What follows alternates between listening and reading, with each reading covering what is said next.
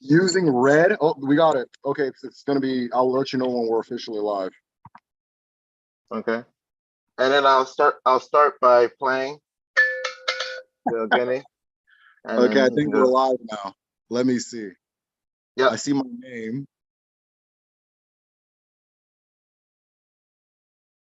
I'm so confused. Okay, I think we got it.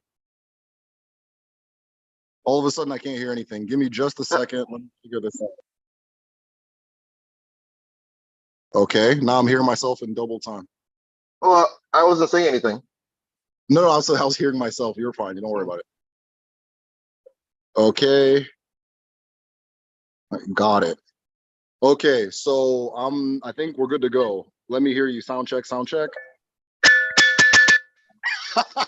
All right, man, you're good to go. Let me see if I can open myself as a third party and then just watch it to see if there's comments and stuff. Nick always blows my mind. That's dope.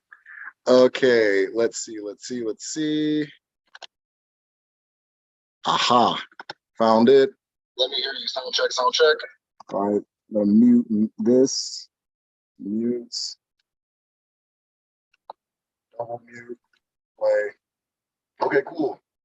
All right, so this one's going to be very different. I am here with in the building, Mr. Ross Jones. I see you. So Onyamobi, I don't think you can see the comments, right? No, I can't. Okay, I got like a whole motherboard here, so like I can see like a ghetto makeshift kind of motherboard. So I can see some of the comments. I don't. So if you guys have questions as we speak, go ahead and throw them out, and then I'll ask Onyamobi if and so forth. So this one's going to be very different. As always, this is Derek Ofadarwan with the Medicine Shell. I am here with my partner in crime, Wamazi Onyemobi.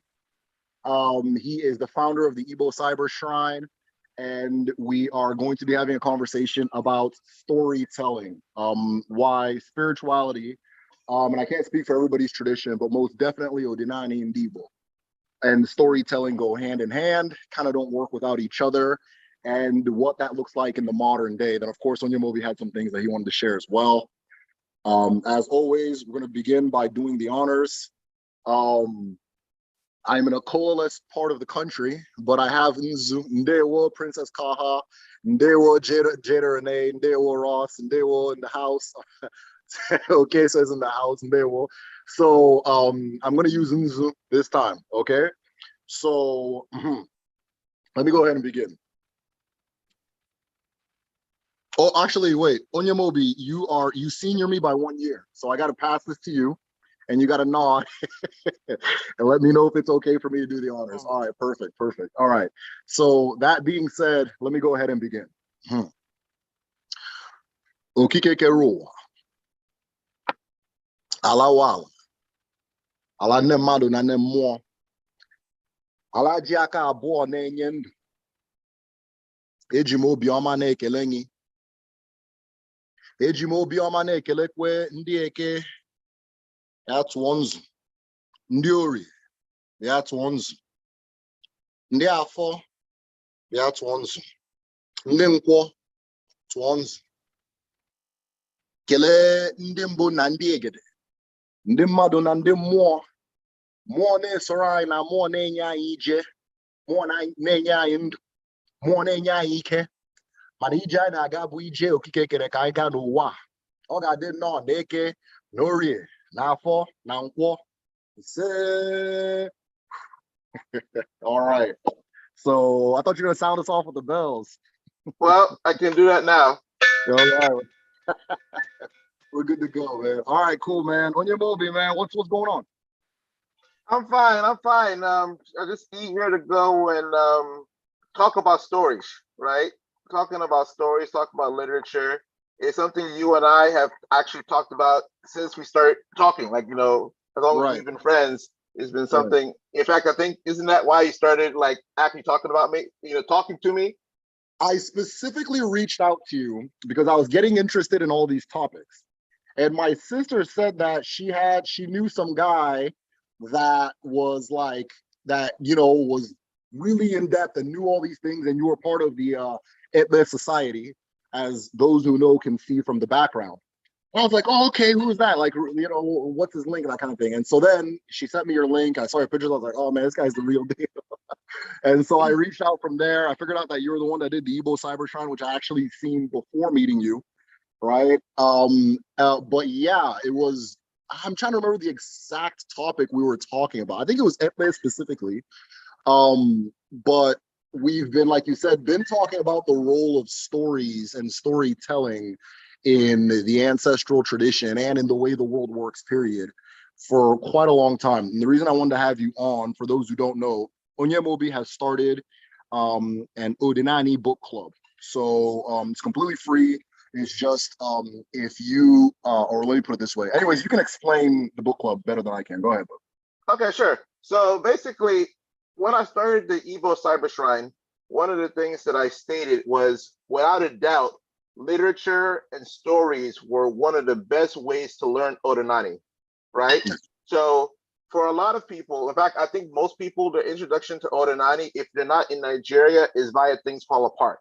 And while Things Fall Apart is a snapshot of Odinani in a specific village at a specific time, even then, it was more about sending a message than being historically accurate. Because, like, you know, I think it was based on Chinua Achebe's town of Ogidi, right?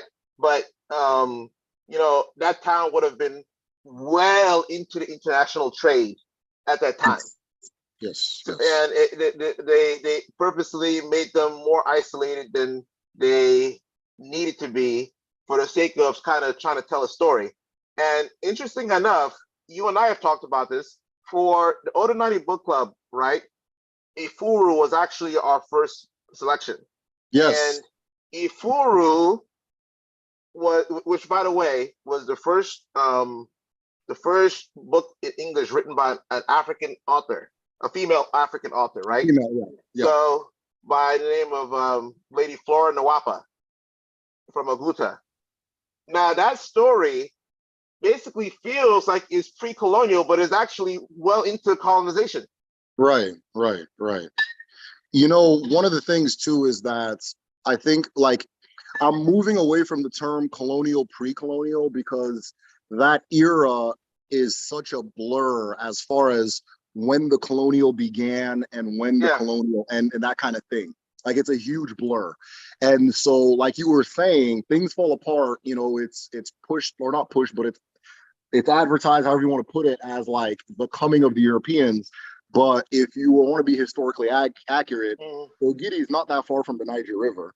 Those people would have had exposure to Europeans for a good 300 years before that happened. Yes, exactly. Yeah, so yeah, it wouldn't have been this. In fact, what's funny is one of the things that, one of my favorite stories from like Igbo history is one that I was fortunate enough to bump into, which was the Oka Civil War. And during the Oka Civil War, which if you trace the timeline of everything, happens at the exact same time as Things Fall Apart, there was already a well-established line of communication with the Europeans, right? Well-established line of communication. And I mean, I don't know Anambra geography off the top of my head, but I believe Oka is a little more inland than Ogidi. But I could be wrong anyways. But yeah, so things like that. But again, for the sake of crystallizing the message, that's not that important, you know? Matifi, shout out Matifi for the donation. Matifi, Igeto, Igade, Nkobala Iget, Itiriaka, Ogade no wa, Eke Dori, Nafo Nanko. Say appreciate that. And then one, okay, I see Onyemobi in the chat. So the one of the things too that we've talked about before is Efuru, especially in comparison to Things Fall Apart. Now, after reading Efuru, I liked Efuru more than Things Fall Apart, and I have my reasons for liking them. But since I was there for the Efuru discussion, it was a great one. But just, I don't know if you want to catch people up and let them know like kind of the things that book is about and what we talked about in the group study and all that stuff. Well, Efuru is I guess you can say it's a coming of age story about a young lady who runs away from her father's house to the house of a man who doesn't have much money, but they're in love, and everything that happens from then on out, which involves like a roller coaster. There's like a roller coaster in terms of her, just a life roller coaster. That's the best way to describe it without spoiling what the is, the ending. Yeah. Yeah, no, the thing I liked about it was I guess you don't get to read, or let me put it this way. I don't read too many stories from women, right? Yeah. So the perspective sounded radically different, but somehow similar to the way Achebe was putting things. And there were things that were highlighted. Maybe it was because like it was coming from a woman that weren't necessarily as highlighted in Things Fall Apart. Like one of the things we talked about in the book club was the role of gossip. Yes, yes, right? yes. Actually, a third of the book was actually gossip. Yeah. It's just one third of the book is actually gossip, and that's actually how you're finding out what's going on. When I was reading it, I got this sense that I was just sitting there listening to like a couple of older women talk. Yeah. Like the past, like it just felt like I was eavesdropping on like my mom and one of her friends, or like my grandmother and one of her friends having conversations every now and then. But go ahead, man. You were saying something about the gossip. Yeah. That was literally how you between chapters you would actually find out what was going on with people. Yeah, it was amazing. Right, and the role of the spirituality too was a lot more prominent, or it was more. And I don't know if it's because Achebe himself is Christian. I don't know if it's just because the stories of the books requested different things, but the spiritual aspects and the unseen hand, I feel, played a bigger role in Efuru than it did Things Fall Apart. Both great books, by the way. Yeah, and go ahead. Because in Efuru, Uha Mary is one of the central points, and she became an Uha Mary worshiper, and they taught, the Lady of the Lake was a big part of it. Whereas the gods and Things Fall Apart, actually, I mean, they were there, but they were kind of like absent. They were kind of absent, right? Like, you hear about them, but you don't actually see them doing anything. And in fact, they kind of appear as frauds because did the missionaries build the church on holy land on the evil forest and nothing happened? Yeah. So the gods in Things Fall Apart don't seem like they seem like weak or fraudulent, whereas Uhamiri in Efuru is like the real deal. Yeah, no, the Achebe definitely flexed his Anglican muscles on that. But yeah, no, it's another thing too. So like, I think I told you about this too, but if you listen to how different people that were different ages and even different genders during the Biafra War retell the story, you get these radically different tellings of what happened, but you can see their age. Yes. Yeah, Jada asked, can we spell the book? Efuru is Efuru. Efuru. Efuru. So what was I gonna say? Yeah, so no, you see the ages, and genders and all that stuff. So like, for example, when my grandfather talks about the war, it sounds like the History Channel, right? It's very bird's eye view. Now he was involved in it, right? But the sentiment is not necessarily there, right? When my mother-in-law, who I'm not gonna say her age, my mother-in-law tells about it, it sounds like a preteen girl, right? Her big thing was that the radio kept lying to them, right? The radio was saying this is happening and that wasn't happening and what the hell, and all the drills they had to run to like avoid soldiers and the bombing and all that stuff, and the bombings and all that stuff. When my father-in-law doesn't talk about it at all. My dad talks about it like a kid, right? He's a kid during this time. And so his big concerns were food, playing, and like just the changes in his everyday life, like all the different things that are now not the same anymore, right? And then my mom, who was like probably my son's age now, maybe 4 or 5, right? Just a baby, right? She tells, like, her vividest memory was she was so happy when they had to go hide in the forest because everybody she knew was there. Like, she Wow. couldn't even process that there was a war. Yeah, she didn't process anything was going on. She didn't even process it as abnormal because that's how she came up, that kind of thing. But she was just so that was, I say all that to say that that was one of the things that I got from the two perspectives as far as Achibes and Hmm. Flora and Wapas, because hearing it from a woman's perspective at that time, radically different from hearing it from a man's perspective, right? And if through the politics disappear, it's more interpersonal. It's a lot more Yeah. interpersonal, that type of thing. Hmm. It's like, yeah, these people are here, but this is how it's affecting me right now personally and the people around me, that kind of thing. So yeah, Hmm. yes. Chica. Chica just sent a donation. Chica, one and why? Igeto, Igade, Gobala Itiriaka, Ogade no wa. Ogade no neke, no rie, now fault, now war. He said, Chica, thank you so much. So Chica says, women are skilled storytellers. Don't miss out. Thanks for these live chats. You're welcome, Chica. Onyemobi, do you have anything to say on that? I mean, most definitely. I truly feel like, you and I talk a lot about how a lot of the perceived gender imbalance for Ordinani isn't because of what is it called, misogyny or whatever, whatever you want to call it. It's more because men are participating and women aren't.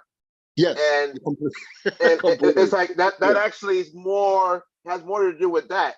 Of course, 100%. there are some political historical examples too of some organizations, the men's group or women's group, being weaponized against each other. But Right. for the most part, it's really just about participation. And of course, when it comes to stories by the moonlight is almost exclusively a female Yes. activity. Yep. The who would teach the children the stories? That's women's domain. Yep. And it's like, it only makes sense that the top authors when it comes to Nigeria, not even just Igbo, but Nigerian literature, Yeah. Chinua Achebe, and Nnedi Okarafor. I mean, no, that's it, Chimamanda Yes. Adichie, Nnedi and then Okarafor. also one of Achebe's not daughters but nieces. She is an author too. Oh, I didn't know I think that. that yeah, I think that's where I met her. She wrote Okay, this cool. book. I think it's called The Blacksmith's Daughter or something like that, or whatever. And it's like, yeah, she's carrying on our tradition. Like the woman who wrote of Blood and Stone or something like that. Like females, women are dominating like storytelling domain. Yeah. It's interesting too, because even in Things That Fall Apart, one of the scenes that stuck out to me was that what's his name? Why can't I think of his name? Main character. Okonkwo. Okonkwo, yes, of course, yeah. So Okonkwo gets mad at his son for listening to fables, right? And Mm-hmm. says that, oh, you're listening to women's stories. And what I came to learn was that traditionally, right, the people that would tell you the stories that were not like the fictitious stories, Yeah, fiction, yeah, whatever, yeah, would be women.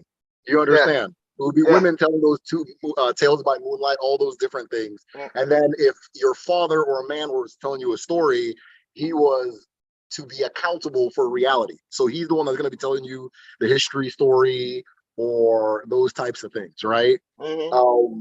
And so, like you said earlier, the issue actually comes from a lack of participation or just how strongly women move towards the church because it's like all their stories went with them, right? Yeah, The yeah. Nigerian, one of the things we talked about in our in the group study on the Patreon is the fact that like, and my dad was breaking this down to me like perfectly. He's like, they were singing like we were having New Year's, right? And every New Year's in my like, okay, so my family compound, my family area, you go backyard and everybody's there. Every New Year, somebody's beefing with somebody, right? It's just a tradition. And then around New Year's, my uncle, who likes to drink a little bit. Mm. He does something hilarious, and then everybody stops beefing and they get to it. So we were doing that, and they started singing. He came out. He's not like a religious person, but he came out in like a long garb and started like just kind of being like a Pentecostal kind of guy, just like on a funny, like in a funny way, right? And so everybody joined him and actually turned into like a whole church type of situation. But one of the things that was interesting is they were singing the hymns or like the Nigerian church hymns, and my dad goes, "You notice that they don't sing these ones in, even though it was in English, they don't sing these ones in America." I was like, "Yeah." He's like, "Do you know that these were the original songs that they used to worship the gods of the land? And all they did was change some names to like Jesus and this and this and this and this." Listen, listen. I remember in the church I used to go to way back when I attended an African church by force, by the way. Yes. That Jehovah, you are the most high. Jehovah, you are the most high. And I'm like, you could swap that out for a Marioha. You could swap that out, Yeah. it's like Jesus power, something super power, Satan's Yeah. power, powerless power. I'm like, you can swap that out for a couple, Shango. Like there's a Yeah. lot of things that, people say thunder fire you. And it's like that, come Yeah. on. Like these Yeah. are traditional things that we're just swapping. Yeah, that's it. That's There's it. this book. I actually got the book from the Igbo Cyber Shrine. If you guys haven't been there yet, go check it out. It's Igbo Cyber Shrine. I think it's just Igbo Cyber Shrine. Yeah, IgboCyberShrine.com, right? yeah, Yeah. So yeah. go check that out. That's his website. And so one of the books I got from there was the Odinani, the Igbo religion, right?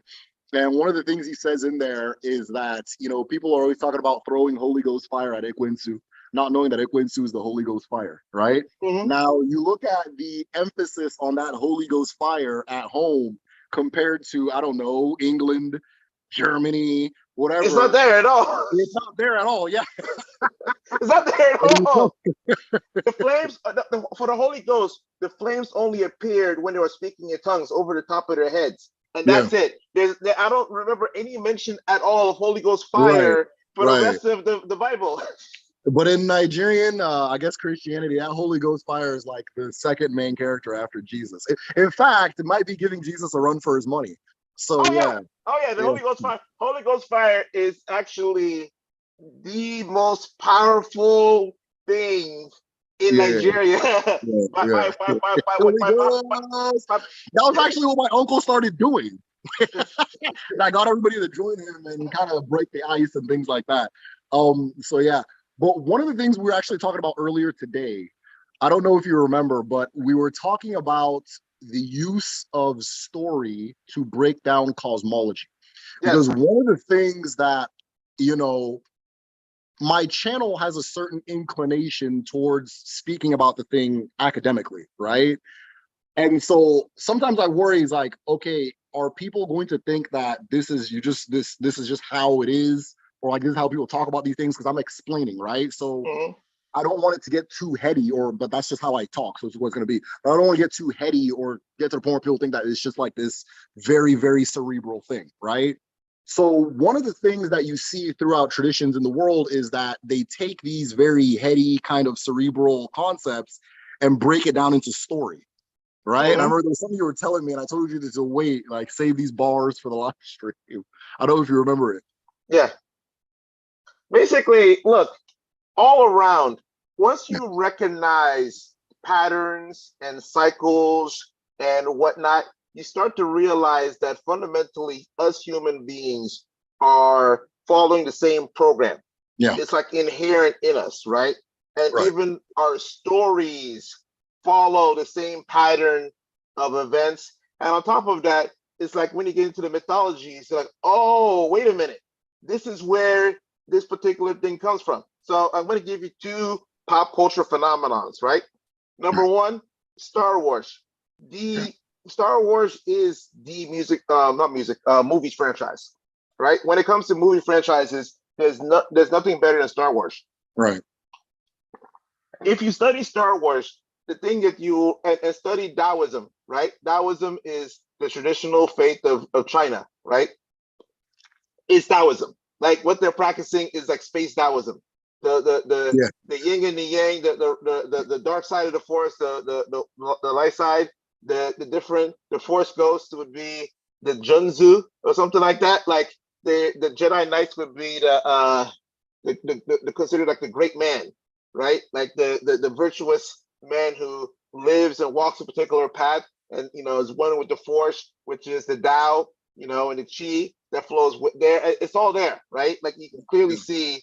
One to It's one. like yeah. Now, Game of Thrones, television phenomenon, Zoroastrianism. It is Zoroastrianism, right? The traditional religion is the fate of the seven. The seven, Okay.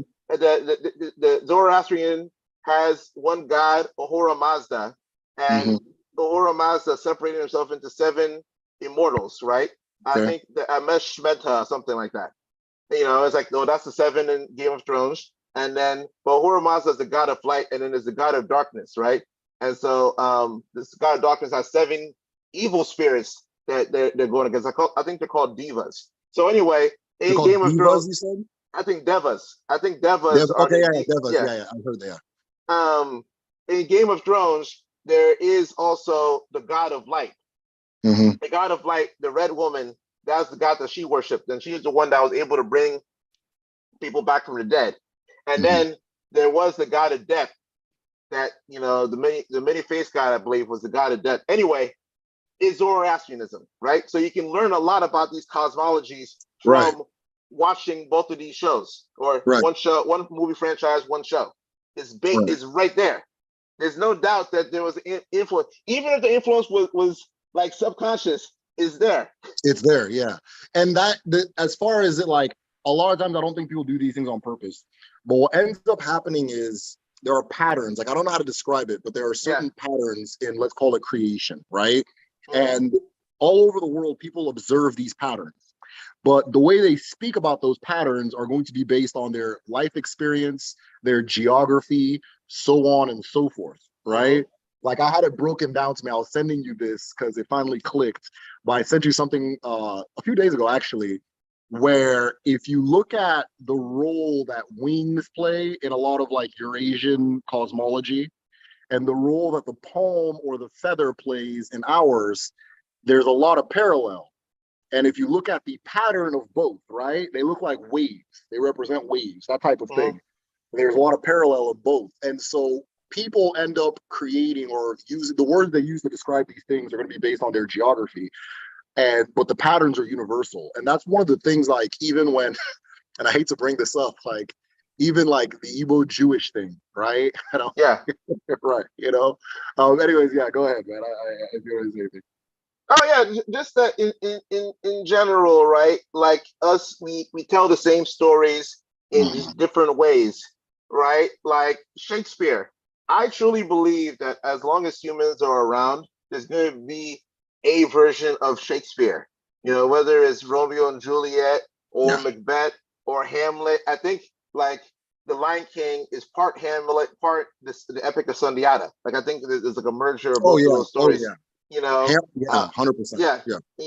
A rise of a man, a man due to his overambitious wife is which AKA Macbeth, right? The rise and fall of a guy, is retold over and over and over again.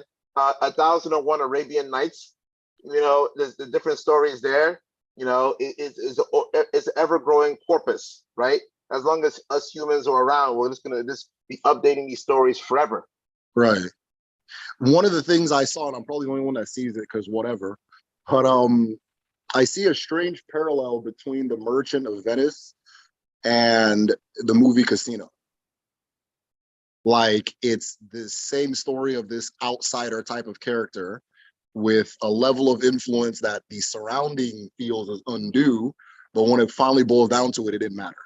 Right, and when it came down to it, didn't matter, and all these different things. So yeah, Shakespeare did a great job codifying ancient archetypes. There was like I think some type of scuffle in the comments about I think Shada said this is an African only live stream. Biko, everybody can join. African only live stream is a vibe. It's not like a command. Okay, so hold on.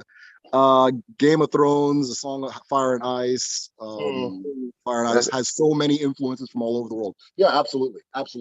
So one of the things, one of the goals, not goals, but one of the things that like I consider a mark of achievement or like a good thing, like that come from like, let's say this channel is if somebody reaches out and says, hey, I wrote this story and like incorporated one of these concepts in the story. And that is the most phenomenal, because again, that is actually how these concepts are received. Not everybody can receive it at the level of just like raw information. Yeah. You know, sometimes you need that pattern communicated in a different tone, in a different language, in order for it to make sense. You know what's interesting? Charles Dickens, we Yeah. know about Victorian England. I think that was that era, right? That was written in Yeah. Victorian England. Yeah. Like, we know about the life of regular folks in Victorian England because of Charles Dickens novels. Like 100%. everything, like it's like Charles Dickens and Shakespeare, because I think Yes. they're both like set in that same time period. And it's like, wow, like two pieces, two authors, Sir Arthur Conan Doyle and Charles Dickens, like were like the spokespeople for that age for those of us outside of UK. Right. No, and yeah, a lot of the details of an age, or let me put it this way, it's almost better to read a fictitious story about a certain age than to read like a history of it. Yes, yes, yes, because in the end of the day, history will always be a guesstimation of why things happened. But the why things happened is not as important as what happened. And the fictitious story is going to give you the tone that you're going to use to understand, okay, this is actually how it was, how it felt, that type of thing. And that's why, like, I always emphasize, even with my channel, that one of the things that helps is to read fiction, is to read books or to listen to stories, anything that you can, from any African tradition. If it be Igbo, fine. If it be Yoruba, fine. Whatever. To read it, those stories, because it's going to help you connect the tissue in a way that just receiving the information can. Right. Yeah. Which is why I always make sure to try to add stories into my own videos and things like that. Hold on, wait. I did that. Oh, cool. Lolita says I did that for my course for women, inspired by you. Thank you. I appreciate that. I adapted the story to help them understand the concept. Thank you so much for that. Yeah, the story is what gets the, a lot of people don't, there are different types of, there are types of information that I myself, I can't receive as raw information. You have to give it to me as a story. Like the example I always use is sports. I have a very hard time watching an entire sports game. It's very difficult for me. But I'll watch 100 documentaries about that same game, that kind of thing. And that's just how I receive the information. Some people receive it in real time, like, or play. Some people receive it in music, that different types of things. Go ahead. Chika says that Dickens was the beginning of novels. So it's not these grand epic hero's journey, but the guy in the neighborhood. The shift was a big deal. I didn't know that. I didn't know that either, but it makes sense. Yeah, that's crazy. Yeah, Because Shakespeare were plays, right? They were plays, but they eventually became novels because they were required reading for us in high school, right? But they weren't written as novels; they were written as plays. Meanwhile, Charles Dickens, yes, from the beginning to end, were novels. Yeah, it's interesting too, but it kind of plays the same role in a weird way that things fall apart though. So one of the things that it's like an understated thing, but it's something that's kind of understood about the significance of the book, was that it was one of the first books, or probably the first book in its era, to write about Africa from like a neutral standpoint, right? So it wasn't just saying that this place is like, because it was a counter to, I think, Heart of Darkness. Yeah, right? Yeah, it was a counter to Heart of Darkness, which I've never read, but according to Achebe, the dude was wilding. And so he writes this counter, but he doesn't, because like at the time, the dominant thought like whatever was called Negritude. I think the name was Negritude. And it came from Senegal. And the whole idea was these Europeans have bastardized our name so hard that we need to come with the counter and make it, like come with these good stories, right? And Achebe came with no, we're going to write about the outcasts and the twin burials and just everything that people typically avoid. And it's just what it is. And that gave the story a level of authenticity that I think that is actually what has carried it as far as it goes, And, interesting enough, so we spent a fair amount of time talking about like novels, right?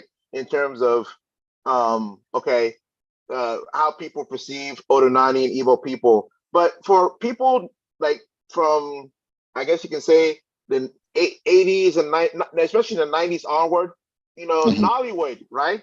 The Yeah, Nigerian film industry has been the main way that yeah. people perceive Odonani. Specifically, what is it? Unfortunately, yeah. Specifically, what was that first Nollywood film? Bondage, Living in Bondage. Living in Like bondage. Yeah, basically, for a fair amount of people, Odonani is only what's used by the villains, the evil yeah. people who are trying to do something to the hero, to the protagonist. They're using Odonani, and it's like that's such a slanted view, especially when a lot of stuff is made up.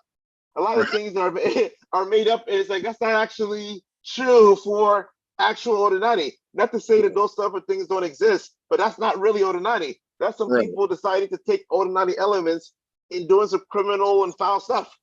right. No, it's funny too because thing of bondage.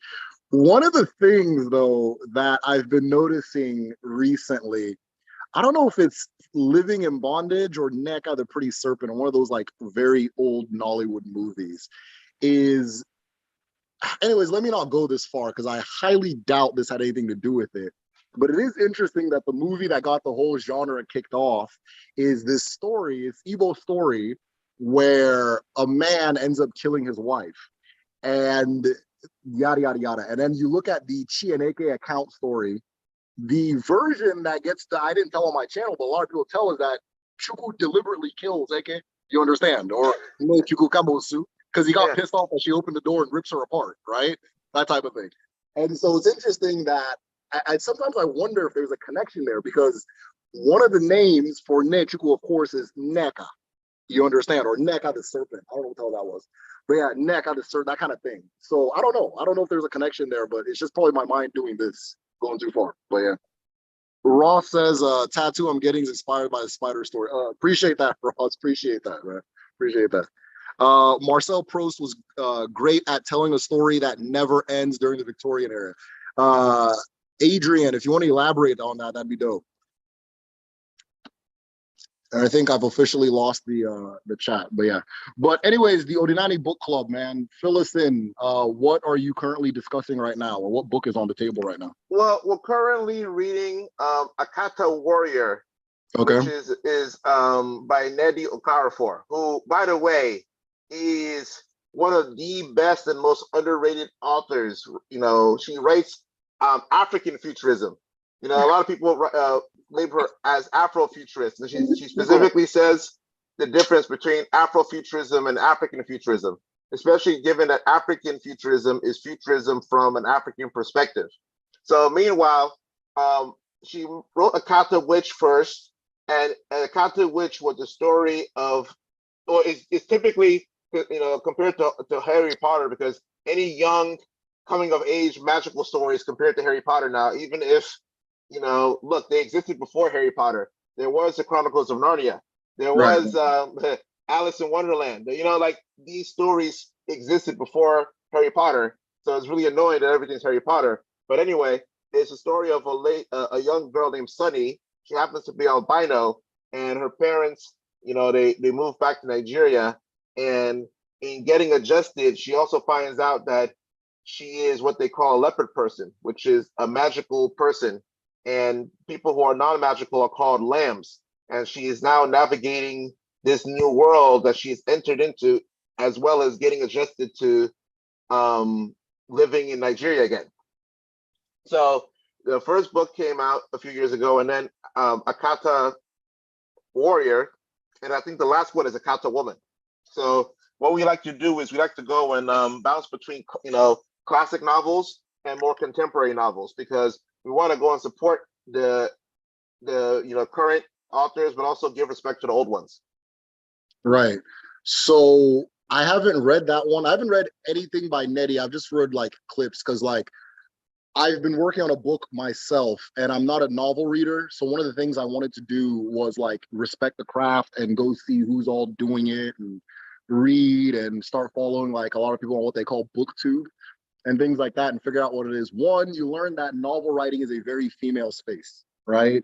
Which ties in with what our ancestors said about those types of stories coming from women, these types of stories coming from men, right? Novel writing is a very female space. But no, I'm a big fan of what Nnedi is doing all around. And I'm a particular fan of how prolific she is. The fact that she can just crank them out and doesn't overdo the process, I guess. Like the story is always the most important part. The uniqueness of it, the authenticity, all that stuff. So yeah, no, huge fan. And so forth. I missed the Omenka discussion. I don't know if you wanted to share anything about Omenka. I'm I'm I don't understand. Omenka the book. So Omenka the book. Omenuko. Oh, what? What's that again? Omenuko. I don't know why I always say Omenka when I want to say that, but my bad. Yeah, Omenuko. Yeah, Omenuko. My Yeah, bad. Yeah, we say yeah. Omenka. I don't know why. But go ahead. Well, Omenuko is actually the first Igbo novel, right? Mhm. So when people talk about the father of Igbo literature, technically, for it to really be Igbo literature, it would need to be written in Igbo. Right. And but by that definition, the first Igbo novel written by Peter Wana in 1933 was Omenuko. It is based on a true story, and that one also, funny enough, takes place during the colonial era, but it doesn't become clear until much later. Mm. It's amazing how for the whole story you're actually thinking this is like taking place like even before things fall apart because Recurring theme. Yeah. yeah, because it involves someone selling other people into slavery. Yeah. And when you find out that this is during the colonial era, you're like, wait a minute. Well, I don't think it starts during the Oh, colonial era, but oh. by the ending, by towards the end, towards the middle of the book, the colonial people get involved. Right. Well, here's the funny thing, right? And I think this is a pattern that you've been seeing. And like as I'm working on my Ekumeku documentary, this is the thing that just keeps happening loud and clear, right? Over and over and over. Most of our ancestors didn't really feel the colonial presence, right? Most of the, I guess, colonial attacks on our culture came way after the white people left. Yes, they planted the seeds, but the people that they planted the seeds in fact, not even them, their kids, honestly, their kids ended up because, like, someone like, from Chinua Achebe's generation, you don't hear about a great deal of shrine burnings and all this type of stuff. It would be people from a little bit older than us, right? That kind Yeah. of thing. People within our age and down have chilled out and they have the internet so they can look at things and, oh wow, other people have cultures too, and it's cool. Okay, no problem. I'll have one too. That kind of thing. And so but a lot of those things, like even my brother-in-law, we had this conversation, and he's a little bit older than me. He was telling me that honestly it became harder to see Odinani practiced on a day-to-day around the 80s when he was a kid. That's when people started pushing against that kind of thing, way after colonialism. And so when you read these accounts from the colonial era, one of the things that just keeps recurring is that if you weren't like a leader in the community, you're not going to feel the presence of this thing. You Yeah. understand? It Yeah. was very hands off, like that kind of thing. So what's the name of the book? Omenuko is Onyemobi, correct me if I'm wrong. Omenuko, is it spelled Omenuko? Yeah. Okay, yeah. Laddie Luck, you got it.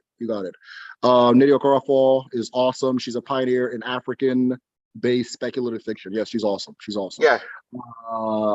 His story goes so many. Oh, the Marcel Proust. Marcel Proust wrote a novel that consists of 2,000 characters and was 3,200 pages. I bought the book last year and I haven't finished it, but it is infamous for being hella long. Yeah, it just sounds brutal. Yeah, you got it. Okay, cool, perfect. I'm sorry. In Search of Lost Time is the name of the novel. Yeah, I can imagine that being a lot of lost time. What's the Igbo word for witch? Man, good question. So the Igbo word for witch right now is, why can't I think of it? Probably because I'm white. Amosu. I think it's Amosu. Amosu. Yeah. The Igbo word for witch is Amosu. Amosu. Yeah, Onyemobi got it. Correct. Perfect. I don't know why it wasn't coming to me. But yeah. So right now you're doing Nnedi Okarafor. If anybody is getting into Nnedi, give me just a second.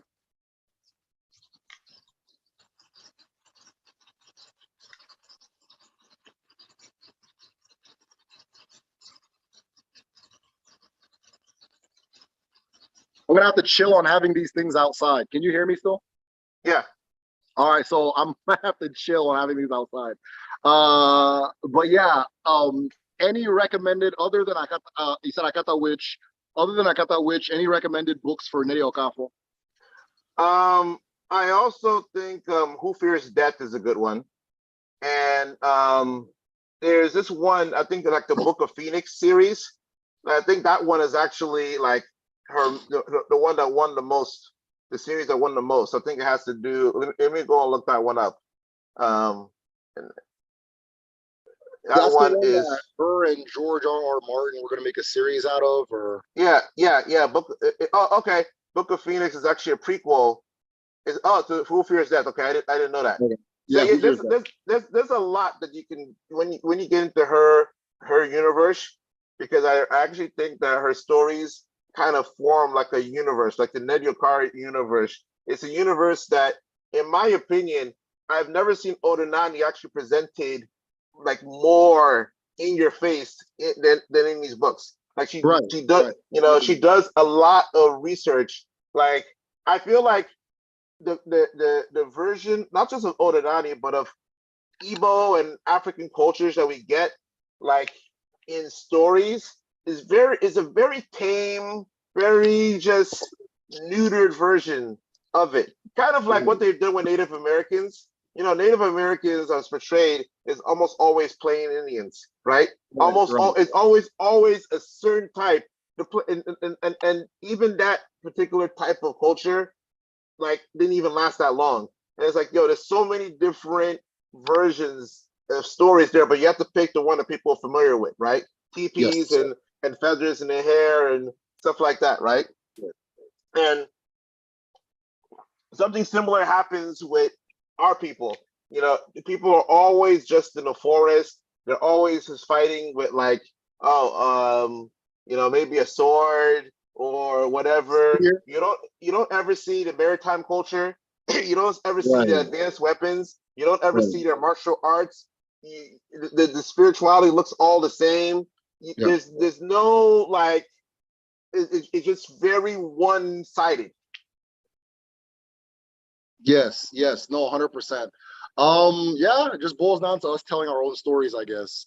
And on top of us telling our own stories, those of us who have the knowledge, right? Those of us who know these things. One of the things that puts Nnedi apart is that she took time and looked into these things, and she has a Mhm. personal interest and appreciation and a passion for it.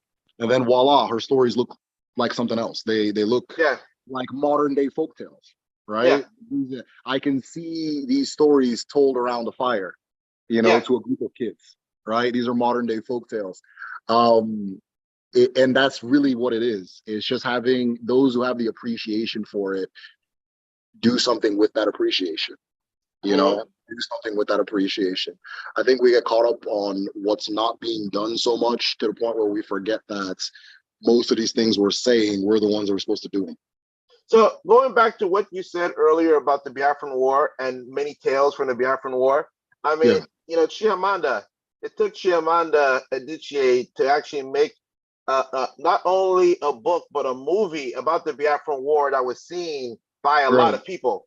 right. And whatever you want to say about the quality of the movie adaptation, this is actually the most famous and most widely read depiction By far, of the Biafran War. by far. And it's like, hey, you know how many World War II movies come out a year? There's like one a year, right? Right, A right. World War One movie comes out maybe every 10, 20 years. A Yep. Civil War movie also comes out like every maybe 5 years or Yeah. so, I was right? gonna say once every 2 years, but go ahead. Yeah, five is Yeah, generous. the key thing is that like wars are still like made movies of, like Yes. even ancient wars. Like one of my famous, one of my most beloved movies is Gladiator. And in the Yeah. very beginning of Gladiator, there is a historical war that takes place. and the characters, Marcus Aurelius is a real character, and so were some of the other people that they either name dropped or portrayed. Now, what Right. happened in the movie didn't really happen. It's actually just historical fiction that happens to start. These people happens to be there. It's a Right. fictional story. The Commodus was not like portrayed by Joaquin Phoenix, Walking Phoenix. And he didn't kill his dad. Like that didn't happen, right? But it moved the point along. And 300, right, by Zack Snyder, fantastic movie. Not very historically accurate, but we're still talking about that battle today. So clearly, especially because of that movie, that's the most famous portrayal of that movie. Ben-Hur. The list goes on in terms of like, if not portraying something that really happened, it's portraying an era. Like Ben-Hur, the chariot racing scene will always be like forever immortalized. Yeah. No, 100%, 100%. What you were even saying as far as Chimamanda goes is that if you look at, again, all of the accounts that I had of the war were very, again, academic. I guess that's the word for it, right? It sounded like how my grandfather tells the story. But then Chimamanda's telling becomes like the Efuru aspect of it, right? Yeah. Where, yes, this war is going on, but like everything else in the world, the politics is this overlap. And then the actual things going on is what's going on between you and the people around you and things like that. We have our disagreements on Chimamanda. I think she is the best prose writer I have ever read. Her and Dostoevsky, like her shit's so vivid and clear. But I know you're not the biggest fan on earth of her work.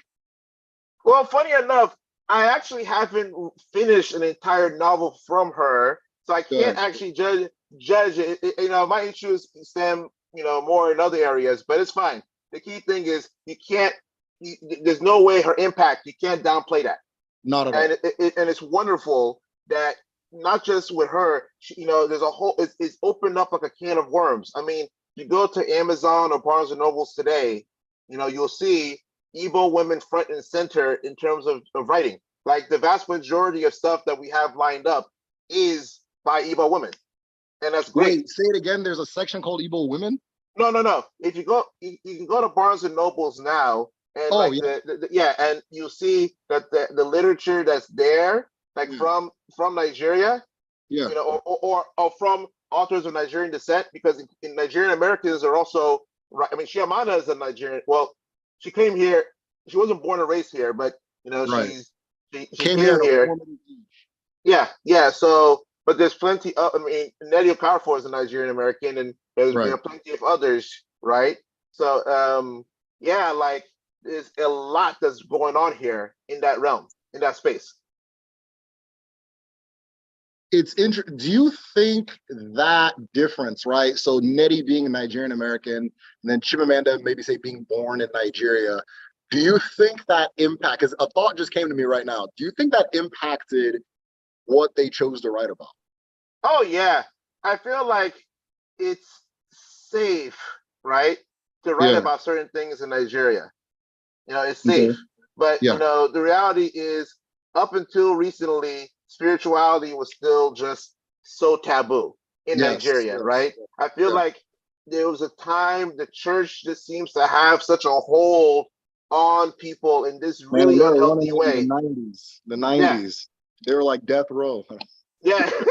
So anything outside of the confines of the church, it seems like it was, what some people call haram, right? And it's like, but I believe that's changed quite a bit. 100%. No, I mean, people tried something. Like I said, we try to tell this story where I guess the Christianization of our land has been like this 100-year-old thing. It hasn't been. It's been like 30, 40 years. And people tried something and it didn't work, and now they're looking elsewhere. That's what I think. I think it's that simple. They tried doing all that stuff. They went on the internet. They Googled something for 5 seconds. They realized their entire worldview was maybe not the full picture, right? And now they're looking elsewhere and they're trying something different. And a lot of them are seeing that their answers lie in what our ancestors were saying and doing. Hey, I didn't even see this. Minnie sent a donation. Minnie, thank you so much. Why, Alma? You got a day. ị ga-eto nke ọbụla itiri aka ọ ga-adị n'ụwa ọ ga-adị nnọọ n'eke n'orie n'afọ na nkwọ ise. Hold on, haha made me laugh while I was talking. He said Nigerians love chalk way too much.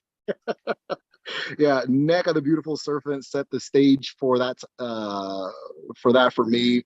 I'm glad it didn't turn me away. Yeah, no, that Neck of the Beautiful Serpent really messed a lot of people up, you know, is messing a lot of people up. So one of the things I'm also noticing,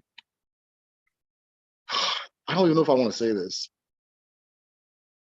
How important do you think accuracy is in Not storytelling? important, not very important. And Okay. by that, this is what I mean. And Yeah. you and I have actually talked about this before. I truly believe, like you said earlier, that sometimes stories actually are more accurate than history. That's the story, yeah. So, for instance, there's a number of stories that have to do with JFK, Yes. right? The assassination of JFK. Yeah. You know, sometimes people from preventing it, or like this happened around the same time. Like there's a number of stories that revolve around that, and they get a lot of stuff right. Like if you're writing a story about the JFK assassination, it needs to, you know, it's not, JFK can't be assassinated in Boston. He has to be assassinated in Dallas, Texas. Right. And it right. has to be on this date, at this time, and so forth and so forth, right? And the key thing is that it happens during the story, and whatever the character was going on doing, that part still stays the same. And so I believe also that a lot of stories, like, okay, take for instance the Trojan War. The Trojan War, there's many stories that revolve around the Trojan War, right? The Odyssey, the Aeneid, and so forth, right? And this is a big event. We don't know exactly why it happened. You know, some say it was this because of this, some say it was because of that. But we know that something happened that spawned a lot of stories. And I think that's the most important thing. Two sides fought against each other. Yes, yes, yes. And then, you know, and some heroes emerged, right? Achilles, and various others, right? Emerged and died. Some survived. The ancestors, I think the descendants of the Trojans actually became the Romans. You know, so forth in their story, right? In their mythos. You know, who knows? The key thing is that, like, I feel that the key, if you get the key parts right, the different people involved, what they did and how it ended, then I think that's what matters the most. Like the American Revolution, most of what people know about it is folktales. So for instance, the Midnight Ride of Paul Revere, most people, that's the beginning and end that they know. I thought that was an actual thing until probably Tuesday, like very recently in my life. I thought that was an actual thing that happened. You know? And you find out that he wouldn't have been, first of all, there was more than one person. There was like three or four of them. And number two, they wouldn't have been saying the British are coming because they saw themselves as British. So it's like, this was a story, you know, that kind of told you what, you know, a version of what happened. It's not the whole truth, but this is a version of what happened. Yes. Shoma says Akweke Emezi. Yes, Akweke Emezi is another one too. Is writing about spirituality openly and powerful. Absolutely. I just love what this generation is doing. You know, I just love what this generation is doing because, again, and I had said this earlier, I think somebody had commented on it, I kind of wanted to elaborate more. I decided a few years ago to be guided by my complaints, right? So whatever the hell my complaint is, or whatever the hell I think is wrong with, let's call it the world or society or yada, yada, yada, that let me just go ahead and be the one that does something about it, right? Because there's this, I think a lot of people are snapping out of it, but there was this prevalent mentality, and I think maybe it comes with age, but where you feel that there are somehow adults floating around somewhere that are supposed to handle things for you, right? And so you have all these complaints, and what you should really do is just cry loudly and let them handle it. Whereas a lot of these things, based on the tools we have and the access and exposure and things like that, we are in position to make a massive difference in a way that is unprecedented, right? We want to talk about, oh, these Europeans came, they did this and this and this in Africa. Not one of them had the internet, right? Yeah. So you are automatically powerful than the entire collective of every single year missionary, let's call it, that went there. So okay, do the opposite if you think what they did was wrong. Do something else, Hmm. that kind of thing. So yeah, Ross says I got Serious Hugo Arts Ebo Oracle deck. That thing is the truth. So I don't know, Ross. I don't know if we had a conversation about this, but I think somebody else brought it up to me and was showing me the cards, and I don't know if it came out recently, but shout out to Serious Hugo. That's another thing too, because he took these concepts and he turned it in. He said, I'm going to tell the story through art. I'm going to tell the story visually. And he gets just as much across as anybody else. So, man, yeah, no, that's powerful, man. Shout I out to mean, him. I mean, they Go do ahead. say a picture is worth 1,000 words, so that does make Yes, sense. 100%, 100%. So I don't, I'm not a tarot guy. I'll dabble with it eventually, but I don't know. I haven't looked in that direction. But when I do, then that's definitely the deck I'll look at. Man, thanks Oh, for that. and the tarot has, especially the major arcana, there's a Yeah, lot of stories that are there. There's a lot that if you go and actually unpack it, I used to think, oh, tarot is just a European thing. No, not at it's all. actually No. way bigger than that. Yeah, yeah. It is actually a universal tradition. 100%. 100%. Yeah. So the again, and there's another thing too, and the reason I asked you about that accuracy thing was that in everything I'm looking at, let's call it my studies and practices, things like that, you come to learn that there was a way of thinking that ancient people had that modern people don't have, right? Now, people think we're vastly different. We're absolutely not different whatsoever, right? I think the only real difference is modern people have a fixation on accuracy, Yes. right? We have this fixation on accuracy. We have a fixation on credibility. We have a fixation on okay, he's telling the story, but this part is wrong, so throw the whole thing in the trash, that kind of thing. There's this thing that we have, and so that inclines us to put these things in different places. Like, okay, this is fiction, this is yeah. But if you go back to a lot of these stories in history, it would blow your mind how many of these people never existed, Yep. how many of these people were spirits, not humans, Yep. how many of these people were visions, how many of these people were anagrams and all these different things. And even with like within our tradition, right? Masquerades. Yep.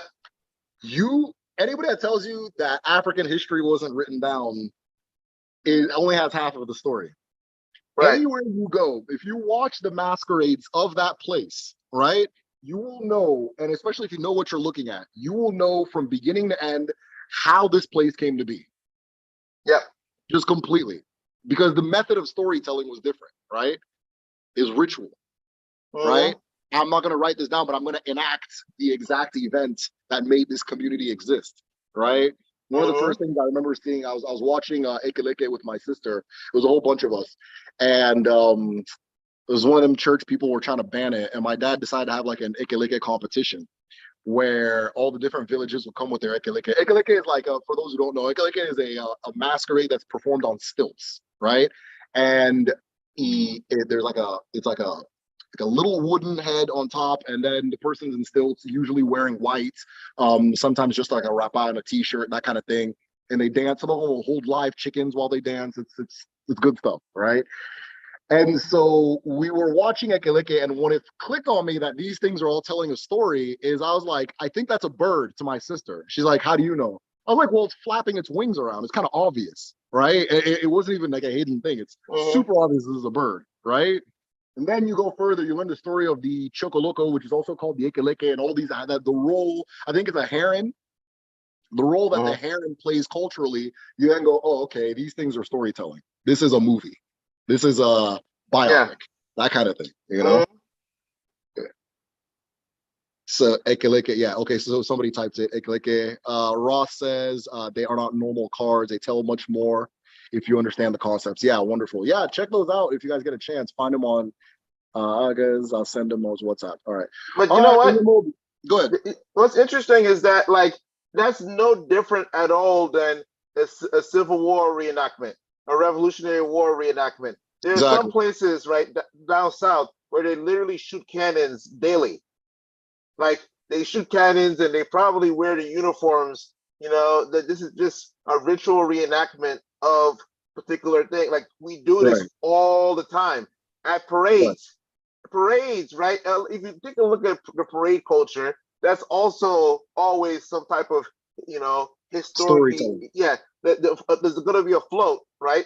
During Thanksgiving. Thanksgiving is pretty much like the American homecoming. Like every culture Right. has at least one festival where everyone comes home. And for Yeah. Americans, it's Thanksgiving, and the Thanksgiving Day parade is the biggest parade of the year.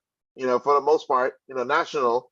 Especially the Macy's Thanksgiving Day parade is put on TV, and that's a big deal. And Yeah. there's history there. There's a lot of history that's there. Yeah.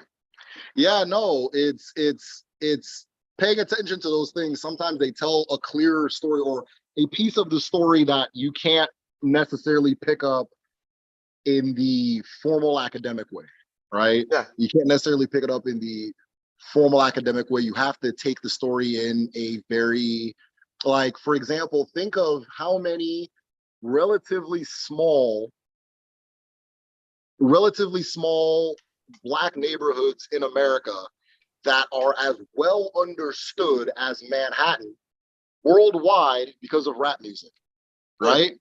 So if you listen to enough of somebody's album, you'll feel like you lived in that place with them, Oh right? yeah. It's not a linear story. It's not like this happened and that happened and that happened, right? But there's this kind of air that, or the pieces that the storytelling pulls from, things like that, where you you can relate to this thing. Like I remember driving through New York one time, and it just blew my mind how many streets I knew. I had never been there in my life. I knew so many of these streets and which street was coming next. Just, oh, this one turned the corner on that one. Oh yeah, he said Yeah. that in the song. That kind Yeah, of thing. yeah, yeah. Oh, yeah, yeah. Whenever I go to New York and I'm on the subway and I'm Yeah, going through and like, oh, I remember this line of this song. Shout out this particular stop or this yeah. particular neighborhood. And it's like, yeah, New York. You, 140th and Lenox. yeah, yeah, yeah. Marcy Yeah, Projects, yeah. Canarsie, Strong Island. Right. The different boroughs, right? Like there's so much that goes on. In fact, I don't actually think any uh, neighborhood has been as documented as like Harlem, Queens, Oh and my Brooklyn. God. Oh, what? Like if the world gets blown up and they find our music, they're gonna think like the capital of the world was Compton, you know? Like, Yeah, yeah, you know yeah. what I mean? Yeah, they're gonna the level of documentations. I know buildings. Yes. Like somebody, I didn't realize that some of these places being, I grew up in Nebraska. I didn't realize that some of these places being shot out weren't even like neighbor. It was a building. Like it's a Yeah. building. You know what I mean? That type of thing. And so, like, yeah, like I remember I was in New York. They're having like a Nigerian something or other, and I was there. And I remember we got lost, and we were trying to find an event, this particular event. So we didn't get lost, but we were trying to like take a different route, and just like name street name after street name after street name I knew. Now that told me I was not in a part of town that maybe I wanted to be. Yeah. Like, I've heard this place in way too many songs to me to be comfortable in this place. Yeah, Southern California, Compton is such a small portion. Yeah, yeah, you can. Things like that. Like you would think if you just listen to music. A lot of people outside of America think that like half of California is Compton. By the way, if you guys don't know. I don't. Oh, they don't. Linden Boulevard, Tribe Called Quest. Yep. But people don't Oakland. realize how far away like LA is from like San Francisco.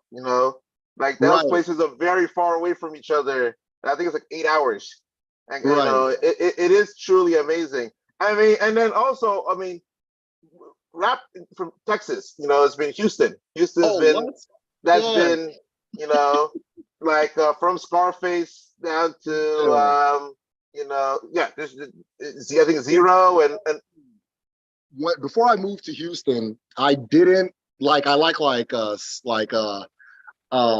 Still Tipping, like the big hits, but I didn't get Texas like rap at all. I didn't get. I was like, I don't. It's too slow, right? And then I got there, right? And the first time I spent 2 hours in my car trying to get home, I was like, oh. That's why this song is 20 minutes long and is about a car, right? Right. It just clicked. I was like, oh, okay, there's a reason this plays out the way it does. And I loved it from there. I was, man, what? Well, yeah.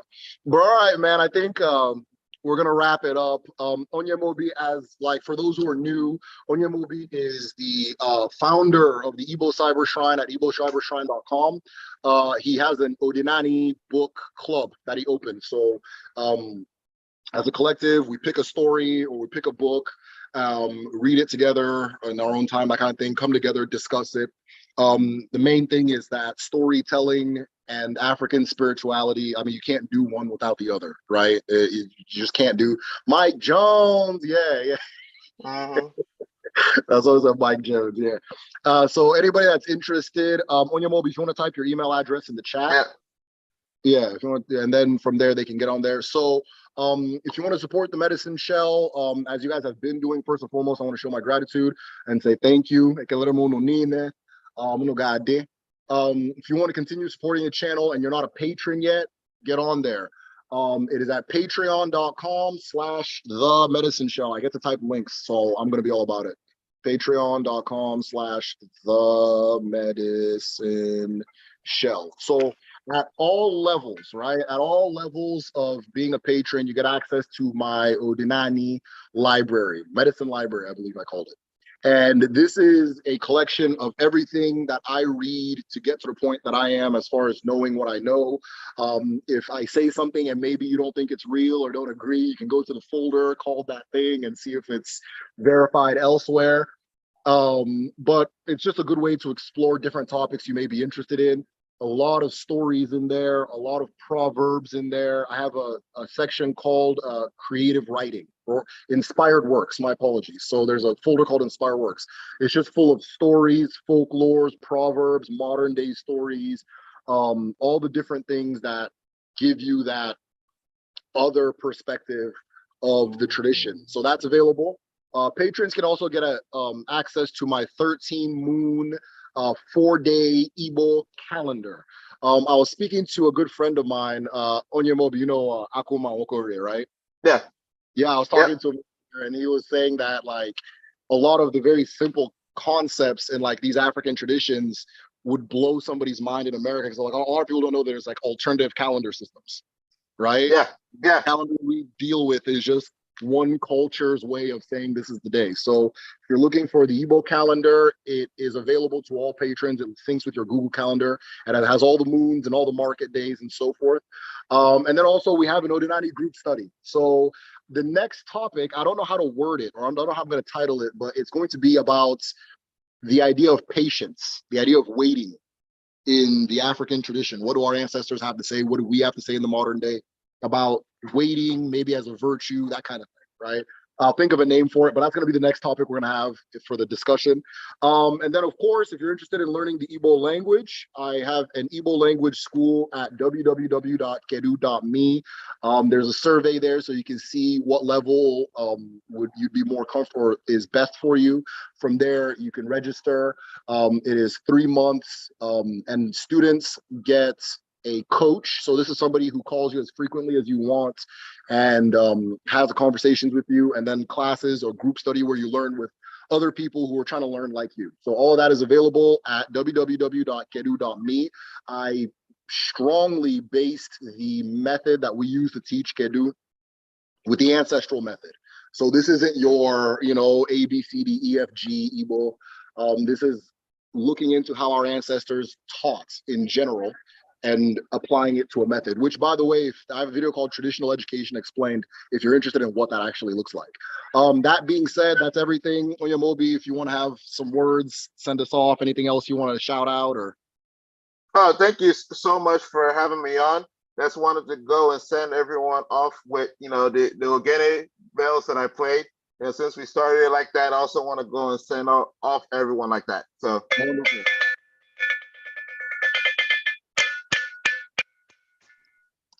take care, everyone. Okay, take care, guys. You say, all right, guys.